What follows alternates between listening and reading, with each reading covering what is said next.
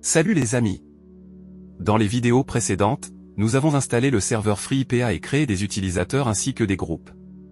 Aujourd'hui, nous allons voir comment déployer des machines Linux Ubuntu sur un serveur FreeIPA. Si vous n'avez pas encore installé le serveur FreeIPA, je vous conseille d'aller regarder la vidéo avant de continuer ici avec nous. Je commence par vérifier le service DNS sur mon serveur.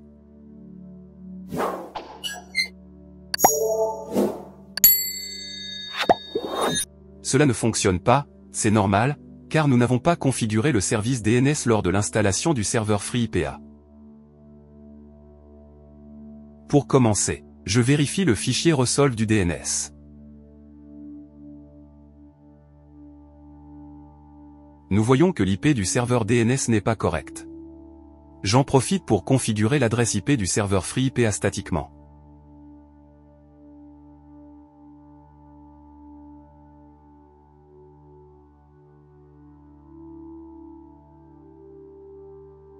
Au niveau du DNS, j'utilise mon serveur FreeIPA comme serveur DNS.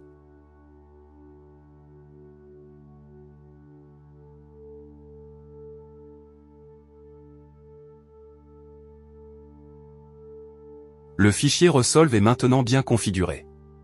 Je vais à présent configurer l'enregistrement DNS du serveur pour pointer vers mon domaine. Passons en mode route ici.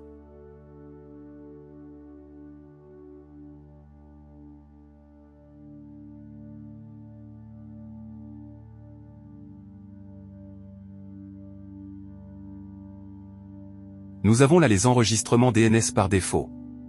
Nous allons en créer un pour notre domaine dirtech.local. Utilisez la commande que vous voyez et changez le domaine par le vôtre.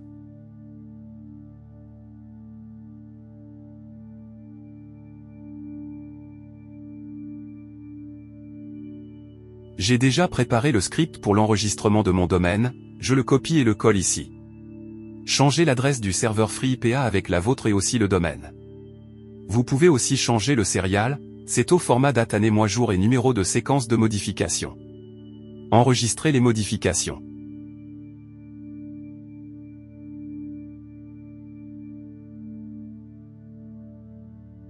Sortez du mode route. Maintenant je configure le fichier Named pour y ajouter les options du serveur et le lien vers l'enregistrement DNS pour notre domaine que je viens de créer.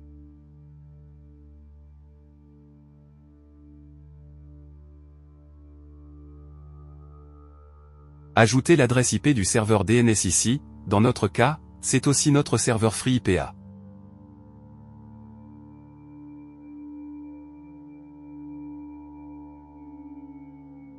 Ici, j'autorise la connexion de mon réseau. Vous pouvez mettre 0.0.0.0/0 pour autoriser toutes les connexions entrantes.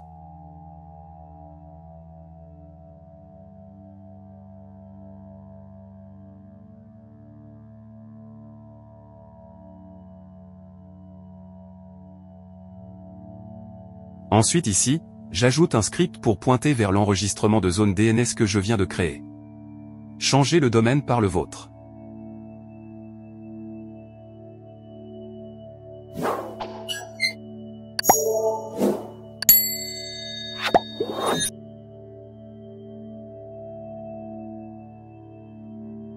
Après les modifications, je redémarre le service DNS. Nous avons une erreur. Nous avons probablement oublié une information dans le fichier que nous venons de configurer. Je retourne voir.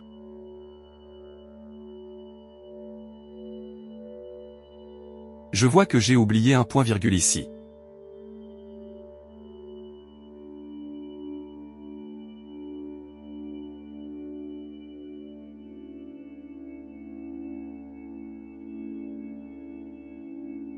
À présent notre service DNS fonctionne correctement. Essayons-le avec la commande nslookup vers notre domaine. Il arrive à bien résoudre le domaine, c'est-à-dire qu'il fonctionne bien maintenant. Je vais maintenant préparer le client Ubuntu pour le déployer sur le serveur FreeIPA. Sur le serveur FreeIPA, nous voyons qu'il n'y a pas encore d'hôte ajouté, nous allons ajouter un client Ubuntu. Pour commencer, je mets d'abord à jour le hostname du client.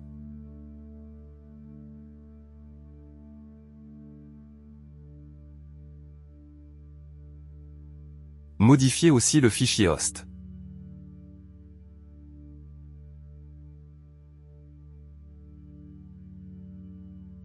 Redémarrer la machine cliente.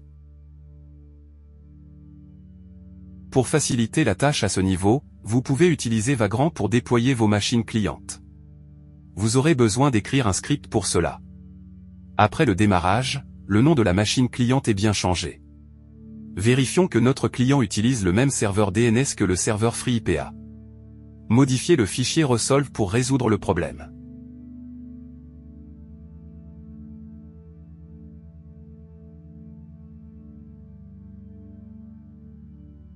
Ajoutez la bonne adresse IP du serveur DNS.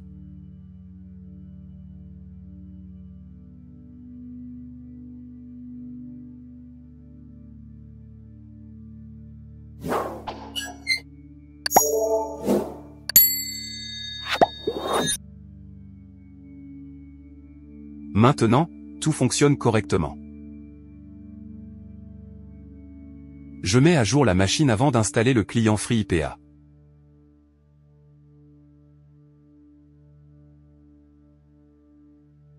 Maintenant installons le client FreeIPA.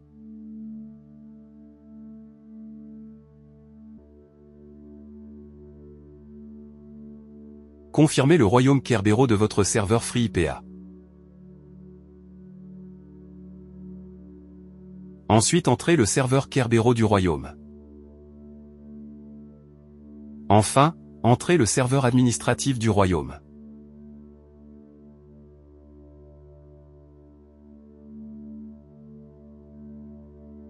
Pour déployer le client, utilisez la commande suivante pour déployer le client sur le serveur.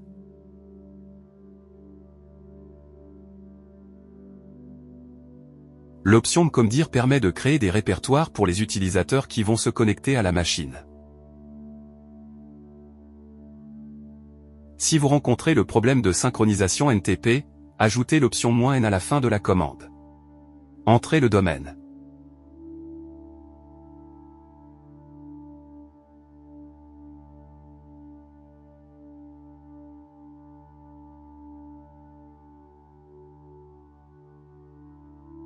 Maintenant le nom du serveur.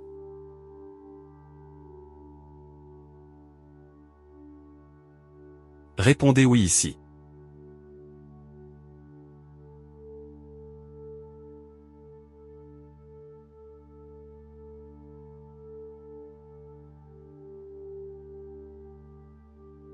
Vérifiez et confirmez par oui si toutes les informations sont correctes.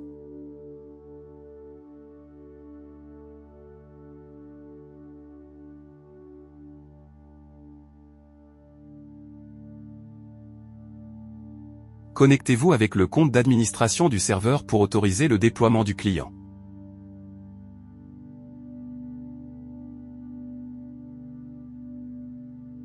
Nous avons le client qui est déployé. Sur chaque machine Linux cliente, suivez la même procédure pour déployer le client sur le serveur FreeIPA. Une fois la configuration terminée, nous devons vérifier que la machine Linux est correctement intégrée au serveur FreeIPA. Je retourne sur le serveur pour vérifier. Le client est bien déployé sur le serveur. Tous les utilisateurs sur le serveur FreeIPA peuvent désormais se connecter à la machine cliente avec leurs identifiants. Et voilà. Vous avez maintenant intégré vos machines Linux à votre serveur FreeIPA. Cela vous permet de centraliser la gestion des utilisateurs et des accès, et de simplifier l'administration de votre infrastructure. Merci d'avoir suivi ce tutoriel. Si vous avez des questions ou des problèmes, n'hésitez pas à les poser dans les commentaires. Pensez à laisser un pouce bleu, à vous abonner à notre chaîne, et à activer la cloche pour ne manquer aucun de nos tutoriels sur les technologies open source. À bientôt.